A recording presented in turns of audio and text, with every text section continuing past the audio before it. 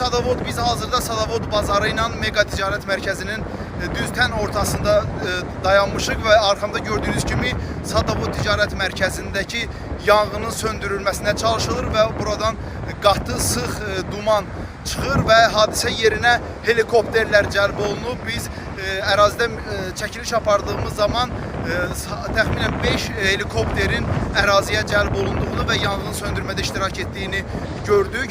Qeyd edim ki, Sadovod bazarında çoxlu sayda Azərbaycanlılar çalışır. Onlar əsasən burada ticarət obyektlərinin sahibidirlər və Çindən gətirilən malların topdan və pərakəndə satışları ilə məşğuldurlar. Əldə etdiyimiz məlumata görə Azərbaycanlı iş adamlarına da yanğın nəticəsində böyük ziyan dəyir. Dronlar bugün hardasa 4:30'da, yəni 4'ün yarısında. Mallar hamısı orada yandı. Biz 5-ci pavilyondaydı, Mirkoşa. Dəri idi, Vietnamda yaşlar. Belə yandı, gördüyünüz kimi. Sizin mallarda yandı. Bəli. Nə qədər ziyan dəyib? Lap çox. Bildiyinizdən də çox. Yəni, nə deyək? Buraxırlar mı içəri? Yox, içəri buraxmırlar. Yəni, burada Roskvar da dayanıb, münsipallər dayanıb, polislər dayanıb.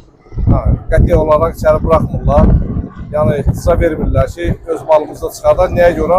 Orada vəziyyət çox gərgindir. Yəni, həddindən çox gərgindir. Yəni, ona görə, indi onlar da başa düşmək olar da.